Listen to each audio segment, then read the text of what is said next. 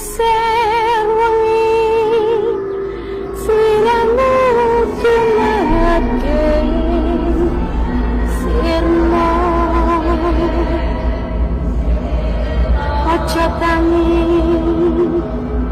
nggonmu golek.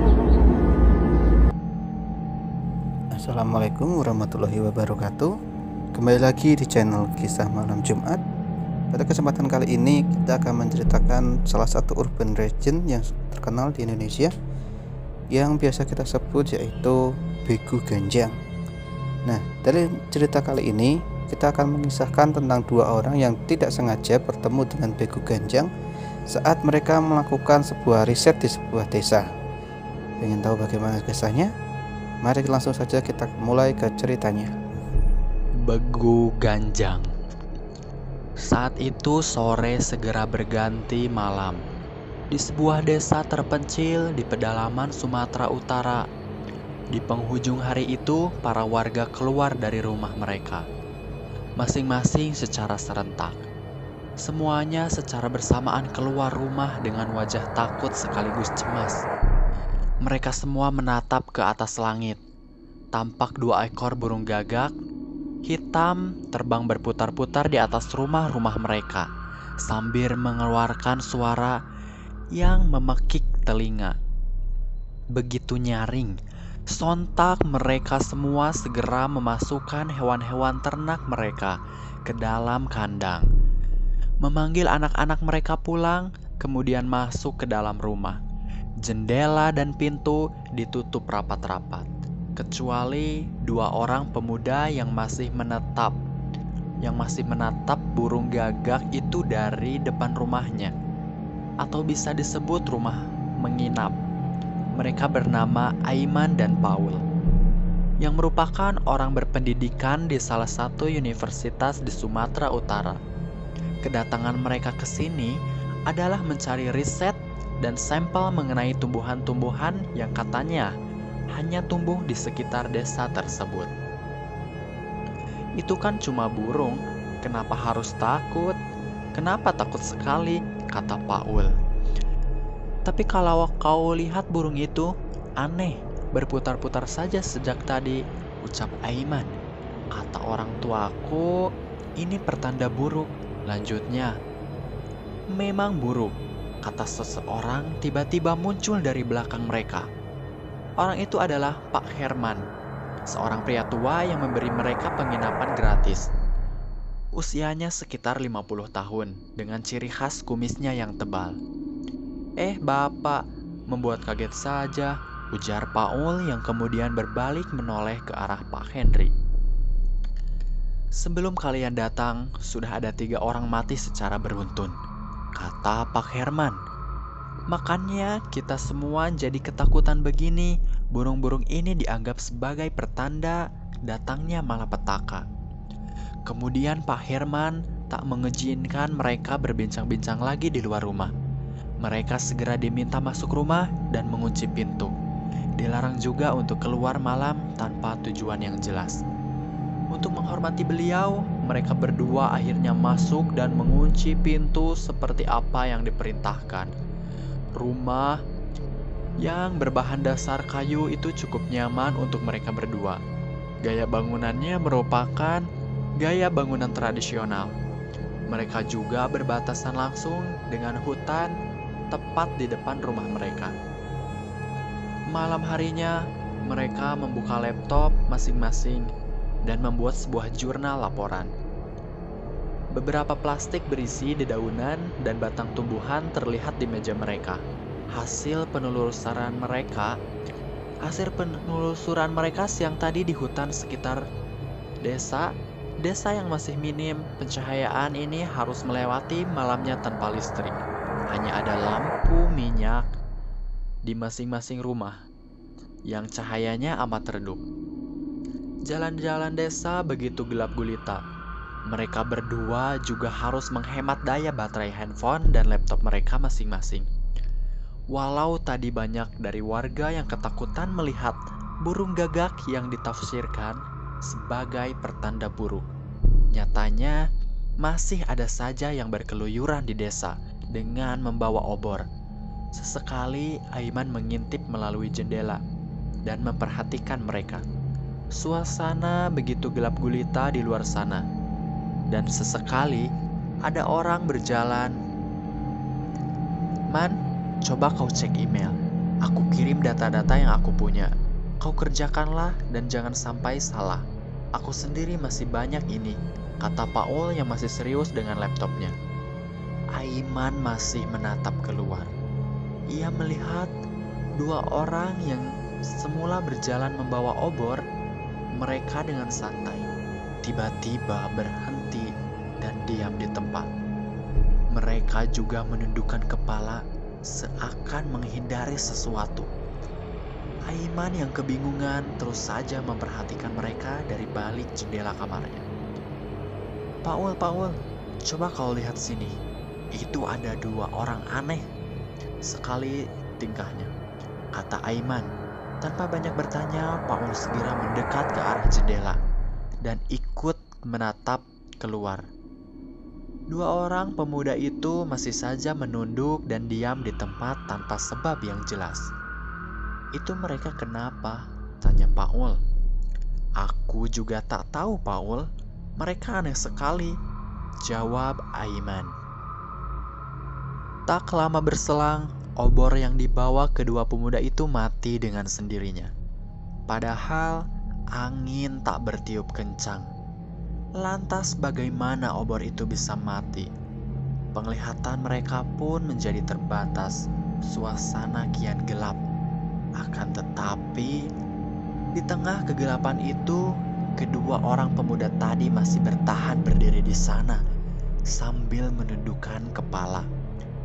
Paul dan Aiman terus-menerus memperhatikan karena penasaran apa yang akan terjadi dari balik gelapnya hutan yang tepat persis di depan rumah mereka. Terasa seperti ada sesuatu yang datang. Ranting-ranting pohon bergerak dengan sendirinya. Begitu juga dengan semak belukar yang bergoyang-goyang dengan sendirinya. Mata mereka berdua terus-menerus terpaku ke arah kejadian ganjil itu berlangsung. Angin juga mendadak kencang. Suasana dingin masuk menembus rumah mereka. Dari kegelapan hutan, muncul sosok makhluk misterius yang wujudnya sangat mengerikan. Bentuknya seperti manusia dengan tinggi yang melebihi manusia normal. Tangannya sangat panjang hingga menyentuh tanah dan kulitnya hitam legam. Aiman dan Paul melihat makhluk itu, akan tetapi tak melihat bagaimana rupa wajahnya. Mereka mundur perlahan karena ketakutan. Makhluk itu berjalan melewati kedua pemuda tadi. "Apa itu, Man?" tanya Paul. "Tidak tahu. Monster itu," jawab Aiman. Tiba-tiba makhluk itu langsung memasang posisi badan menghadap mereka, seakan menyadari ada orang yang diam-diam mengintipnya di dalam rumah. Mereka berdua langsung menutup gorden jendela saat sadar kelakuannya ketahuan. Mereka segera menjauh dari jendela sejauh mungkin. Wajahnya ketakutan bukan main. "Man, kalau dia kesini bagaimana?" tanya Paul. "Kita tidur saja, Paul," kata Aiman yang panik. Mereka pun langsung mematikan lampu minyak mereka. Rumah, lampu, kayu itu langsung terasa gelap gulita. Mereka mematikan semua peralatan mereka, laptop dan smartphone. Kemudian mereka berdua berbaring di kasur dan menutupi badannya dengan selimut. Tanpa raut wajah, mereka masih takut sekaligus khawatir. Makhluk itu mendatangi mereka. Namun untuk meredam rasa takutnya, mereka memejamkan mata, mencoba tertidur untuk segera mencapai pagi. Duk, duk, terdengar suara langkah kaki seseorang yang melangkah di lantai kayu mereka. Shrt, shrt, terdengar juga suara seseorang yang seperti sedang menyeret sesuatu. Mereka semakin ketakutan. Masing-masing mereka mulai mengucapkan doa-doa sesuai dengan agama yang mereka percaya. Terlihat tangan Aiman yang gemetar, saking merasa takutnya. Suara langkah kaki, dan sesuatu yang terseret itu terus terdengar tanpa henti. Padahal rumah mereka itu tidaklah luas. Paul memberanikan diri untuk mengintip. Ia mengeluarkan sedikit matanya dari dalam selimut. Dari balik pintu yang mengarah ke kamar mandi, ia melihat sekilas sebuah tangan panjang yang menyentuh lantai mereka. Dan di tengah diseret oleh seseorang, sehingga menciptakan suara seretan itu. Akan tetapi, ia tak terlihat wujud badannya. Paul segera kembali ke dalam selimutnya untuk mencari aman. "Man, dia di sini, Man," bisik Paul kepada Aiman. Namun Aiman hanya mengangguk. Matanya terpejam dan mulutnya sibuk membacakan doa-doa.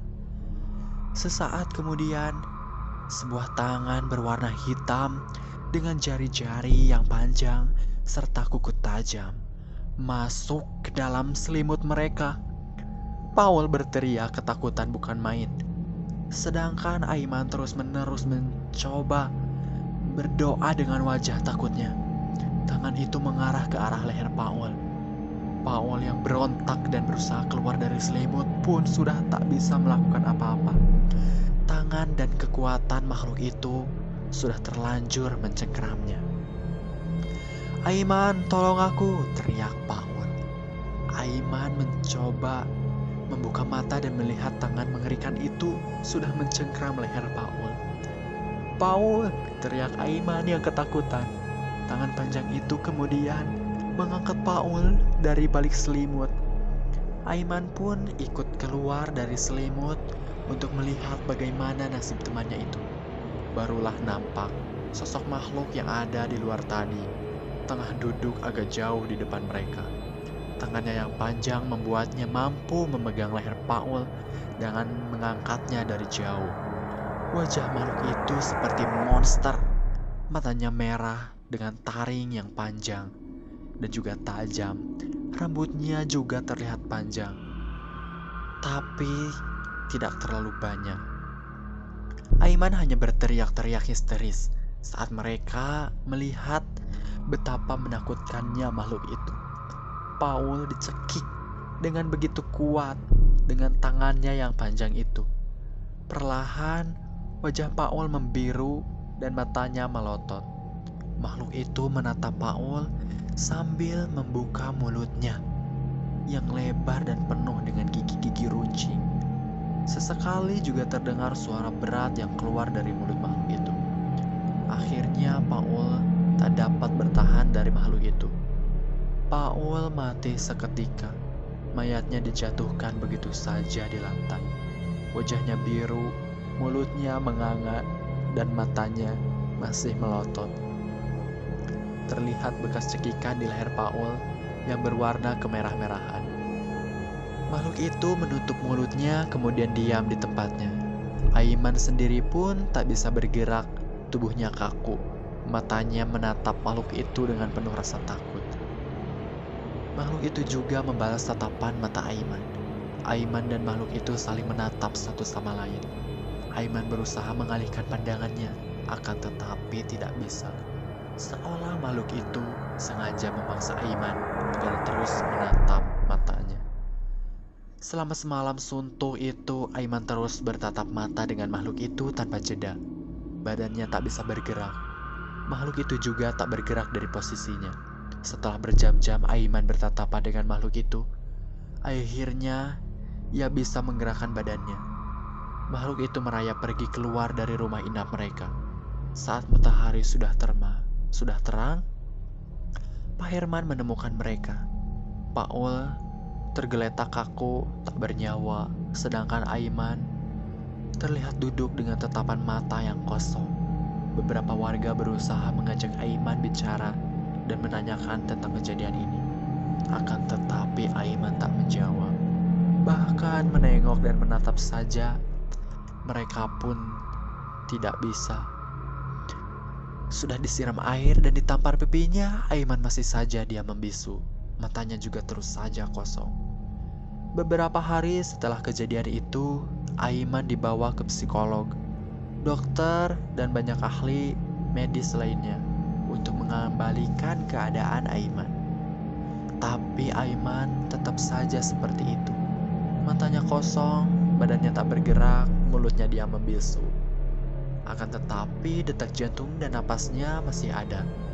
Beberapa orang menyebut kondisi Aiman berada di antara hidup dan mati. Kalau kita katakan hidup, dia hanya diam saja seperti patung. Kalau kita katakan mati, dia masih bernafas. Naas baginya. Walaupun ia selamat, tapi teror malam itu membuat Aiman harus menghabiskan sisa hidupnya dengan kondisi yang memprihatinkan. Begitulah kisah dari Bagu Ganjang.